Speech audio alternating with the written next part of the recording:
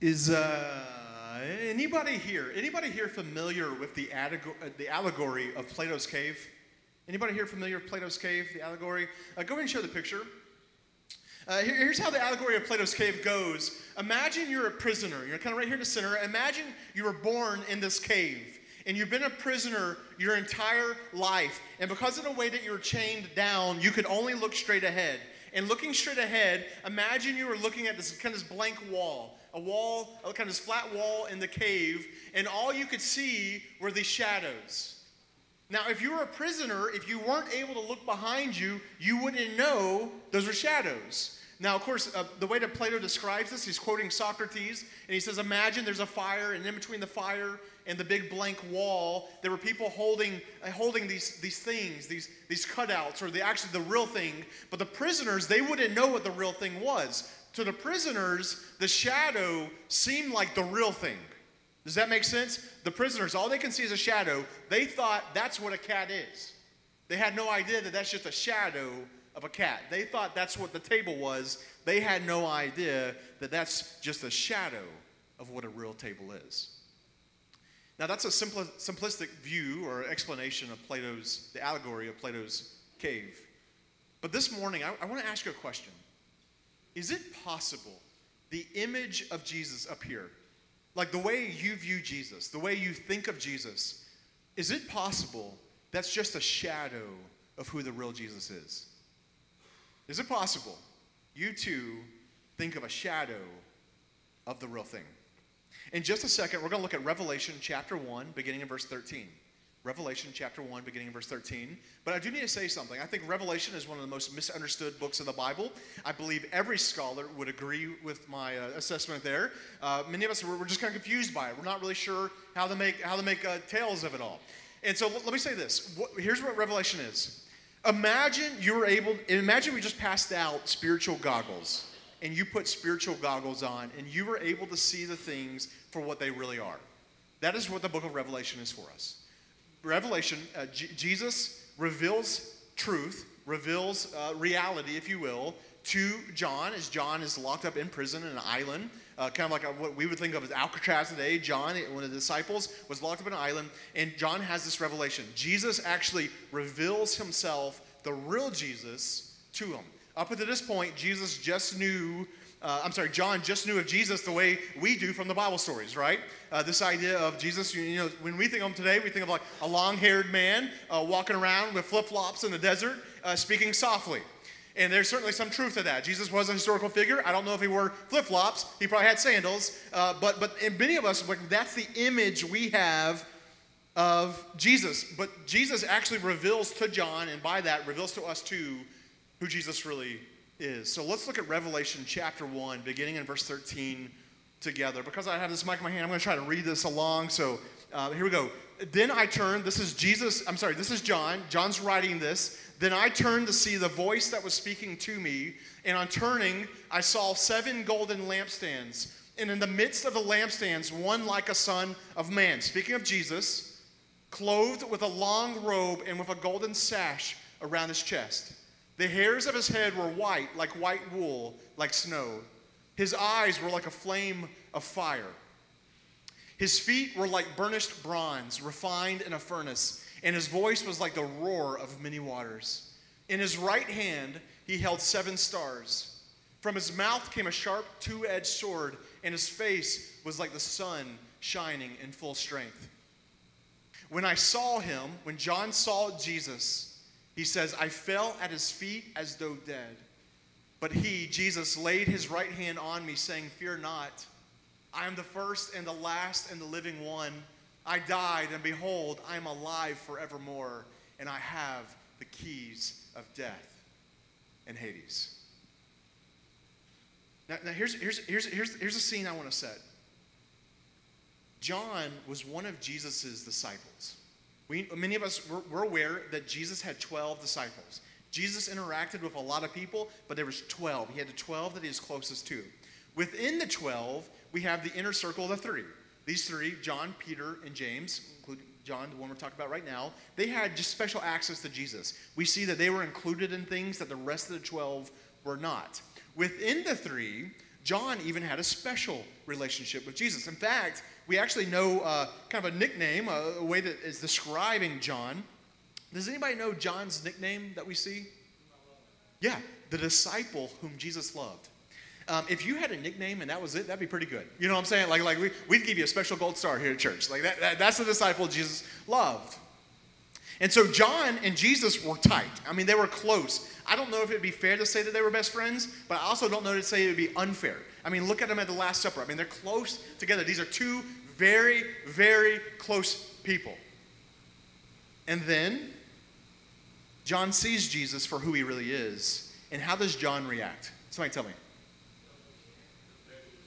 He falls dead at his feet, or falls as if dead at his feet. In fact, many historians, the scholars, they look at this, and just the way that it is written in the Greek, this is probably not metaphorical. Like John actually thought he had died. Think like collapse from a heart attack at the glory and the power and the might of being in that presence. Falls at his feet. Best friends. John was incredibly close to Jesus. John intimately knew Jesus. But when John saw Jesus for who he was, he collapsed as dead. And what I want us to see this morning is the glory, the power, and the might of Jesus. Because my fear is many of us, when we think of Jesus, what we're thinking of is a shadow. Just a shadow of who Jesus really is. Anybody here, have you taken the Enneagram personality test? Anybody take an Enneagram personality test? Okay, 2 of us, 3 of us, maybe I don't know. The Enneagram personality test, it's kind of a new thing. It's hot right now. A lot of people are talking about it.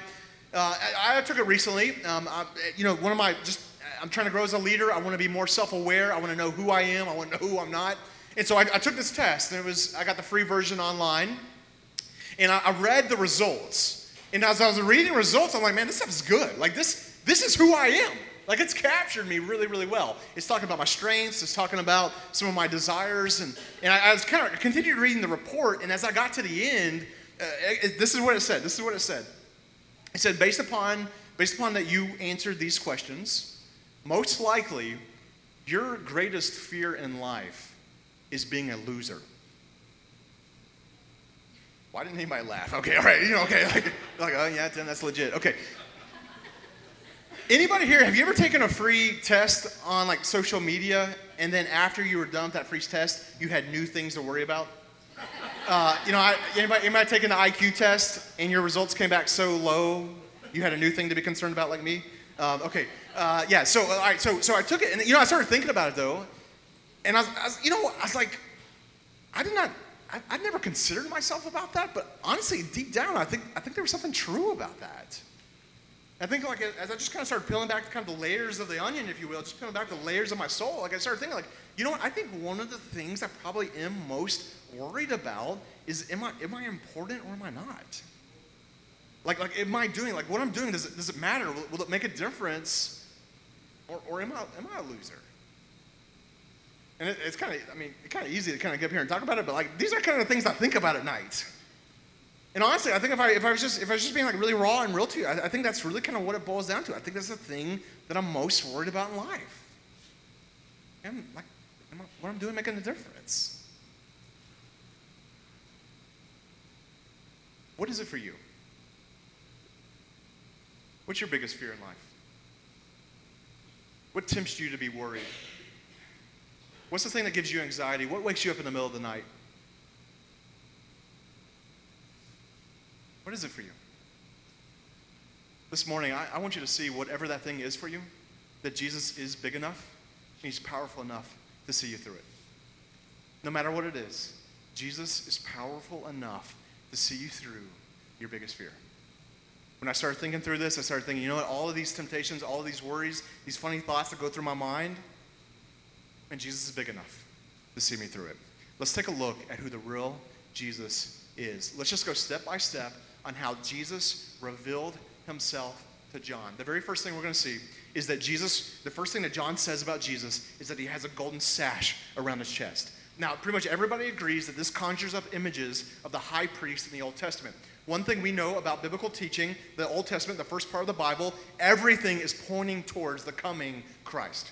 Everything is foreshadowing Christ. Everything is pointing towards Christ. This is who to be looking for. This is what the Christ is going to do for us. It's this beautiful story of redemption, and it's foreshadowing Jesus. And so we know in the Old Testament there's a high priest, and the high priests were limited.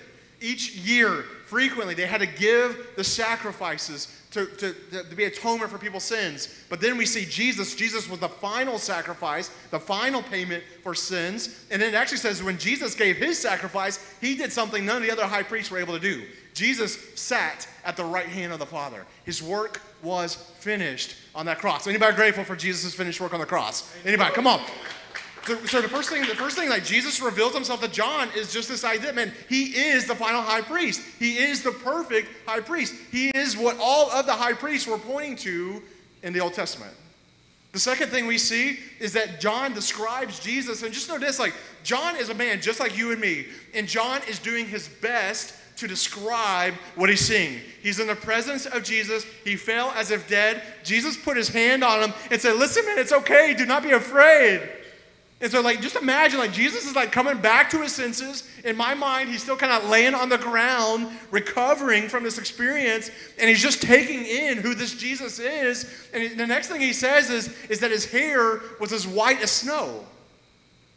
Now, anybody here, you love seeing a white as snow hair on somebody. Anybody like that? I'm like that. I think it's beautiful. I think in Culture Day, I think we love that. We love that. It is beautiful. But I think some of it we miss. In our culture, we miss it today. In Jesus's culture, a hair of white as snow indicated wisdom. When somebody got older and their hair started turning gray, that culture would say, man, that person is wise. And John is not describing Jesus as having gray hair. John is not saying Jesus turned old. Jesus is not saying that his hair was kind of white. John is saying that Jesus' hair is as white as snow, indicating the sort of wisdom that emanates from this man, this God. The next thing that he points to is his feet, his bronze feet. And it says that his voice is like the sound of many waters. These bronze feet is this idea that Jesus is unshakable. Jesus is the firm foundation, that it's immovable. And this voice of many waters. It's like, man, have you ever heard somebody who's got a powerful voice? Would you describe that voice as the sound of a rushing river? Man, that's the only way John knows how to describe it. Is that when he talks, when words come out of his mouth, it's like the sound of a roaring river. John describes Jesus' eyes of having fire in his eyes. You ever seen somebody like a man or a woman that kind of had that fire in their eye? They had passion. Anybody know anybody like that? Like, what does that mean? Like, John's probably just describing. Man, Jesus sees through things. Jesus is passionate. He's determined. There's nothing Jesus sets out to do that he will not accomplish. He always hits his goal. The next thing is that Jesus has 7 stars in his hand. And if we kept reading Revelation chapter 1, we would see that the stars represent 7 angels in his hands. And the first thing I think of when I read that is, does Jesus have really big hands, or are angels really small? I don't know. The Bible doesn't say. That's just where my mind goes. But here's what we do know. That is a sign of power if you have angels in your hand. That's a sign of power. In fact, many people point to this verse and say that's probably where we get this thinking that Jesus has the whole world in his hands. And if Jesus can have angels, 7 angels in his hands, and he has you in his hands. The next thing we see, and again, John's just doing the best he can to describe what he's seeing, and he says that out of Jesus' mouth is a double-edged sword. And pretty much everybody's in agreement. What that means is, it means that Jesus, his words, it can separate truth from fiction. It can pierce the soul with truth. And we see that even when Jesus is teaching as a man, right, when he walked the earth as 1% man, 100% God, we see these teachings. And we see how it just stumped the religious people. And many times, even you and I, anybody here, have you ever been reading the teachings of Jesus and you just felt conviction? Anybody?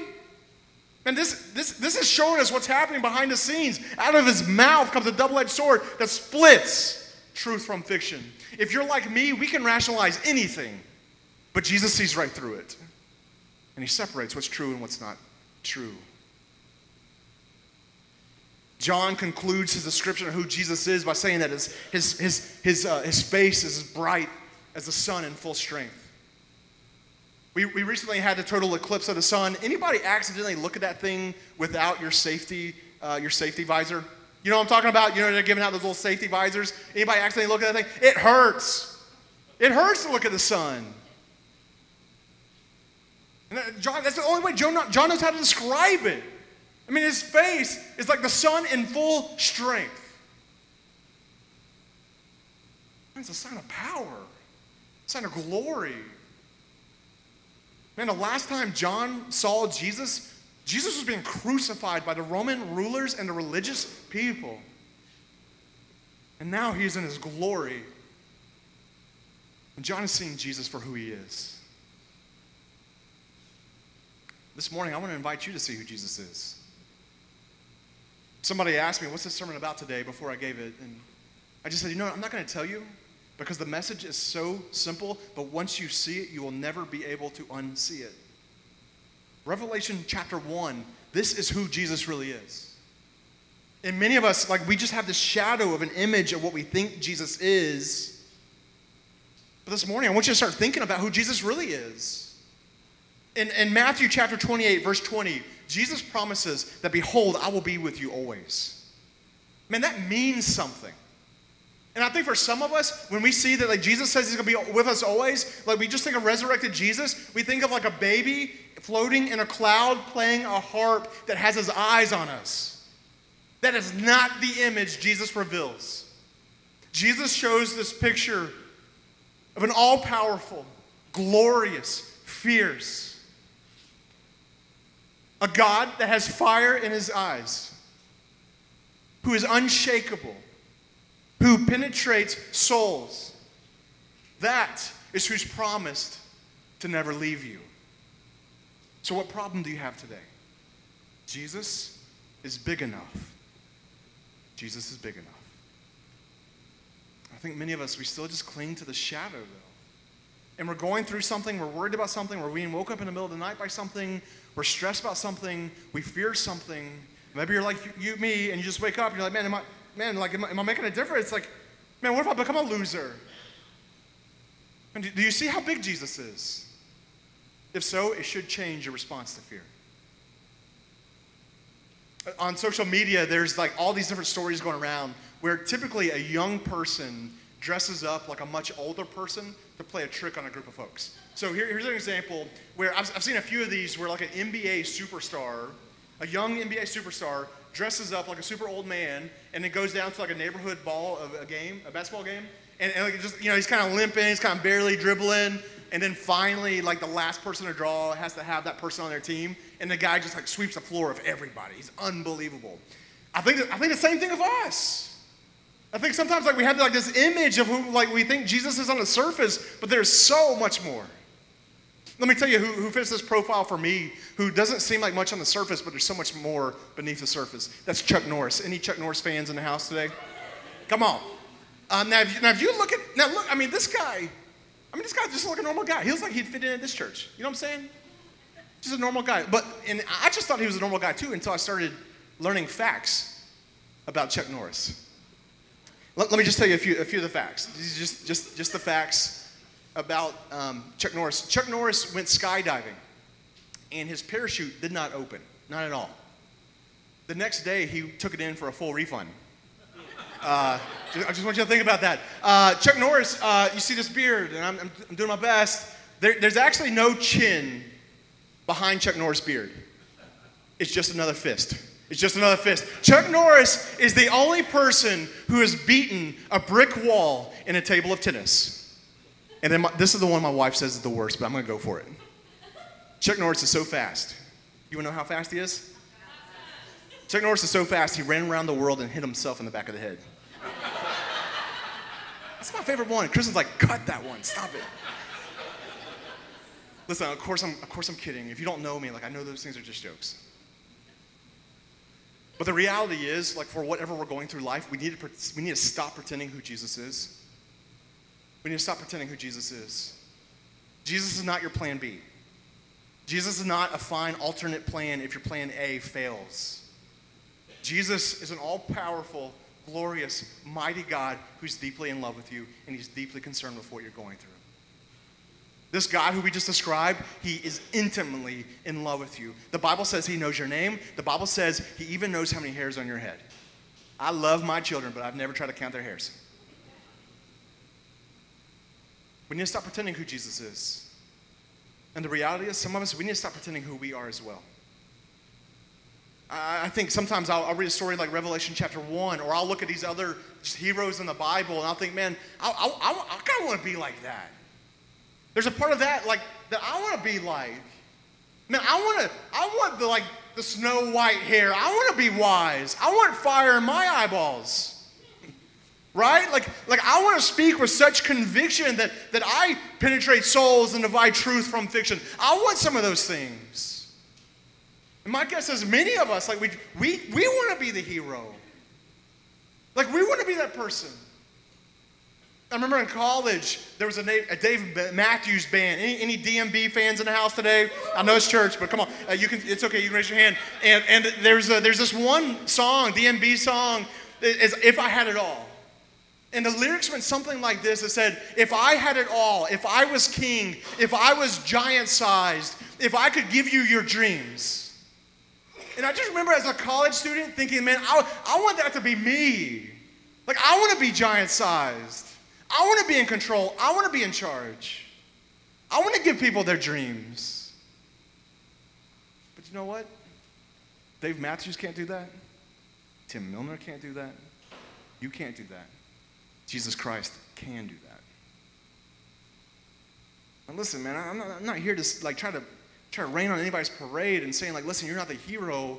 But I think the reality is, if we are looking for peace, if we're looking for freedom, if we're looking for joy, if we're looking for love, if we're looking for purpose, if we're looking for these sort of things, we've got to stop pretending who Jesus is, and we've got to stop pretending who we are. You church people in the room, us church people in the room. Many times we will see a biblical story like David and Goliath, and let me tell you how we think about that. We think Goliath is our job interview we have in a couple weeks.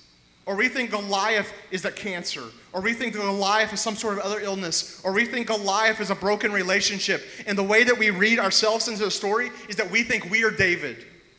We think we're the one that nobody expected to rise from the bottom and become king. We're the ones who think we can slay that dragon. We think we're the ones who can come up with the idea to use a sling.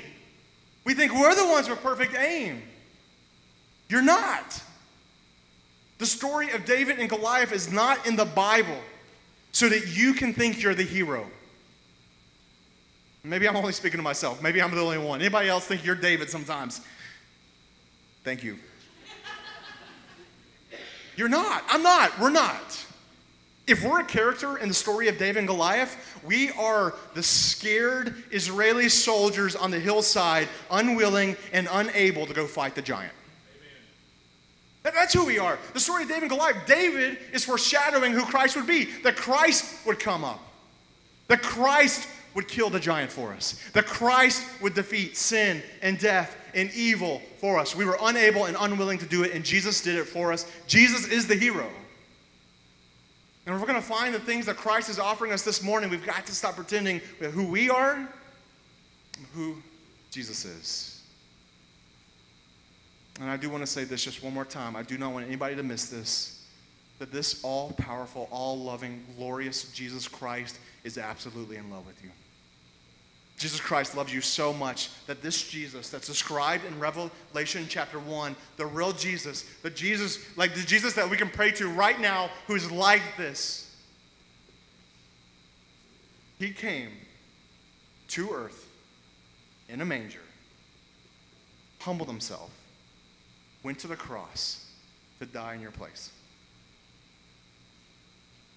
This was not some poor shepherd who had nothing to lose. This is the almighty, powerful God who has fire in his eyes and a double-edged sword that comes out of his mouth that went to the cross to die in your place. Anybody here grateful for what Jesus has done this Christmas season? Come on. So how do we apply this? I want to give you one very practical way to apply this today. Find 15 minutes to pray today. Today, find 15 minutes to pray, and as you pray, I want to invite you, think about who Jesus really is. Don't just look to the shadow in your mind. Think back to Plato's cave. Man, I think for some of us, I think this is a shadow. I think some of us, like, we think this is all Jesus is, but Jesus is so much more. He is the all-powerful, glorious God who is absolutely in love with you, and whatever you're going through this Christmas season, Jesus is big enough to handle it. Man, I want to invite you to spend 15 minutes praying, recognizing who the real Jesus is. Stop looking at the shadow, recognize who Jesus really is. Find 15 minutes to do that today. Be a great way to apply Revelation chapter 1. Let's pray. God, we're so grateful for the way you love us. And God, I just want to pray for everyone who's in this room right now, anyone who's listening online, or someone who watches a future recording of this message. Help us to know who the real Jesus is. I pray that nobody here would be clinging to some shadow of who Jesus is. I pray that we cling to true, all-powerful, glorious, mighty Jesus Christ. I pray these things in the mighty name of Jesus. Amen. Go ahead and stand with me. We're about to have one last response song. I do want to open up the altar for anyone who needs to do business with God.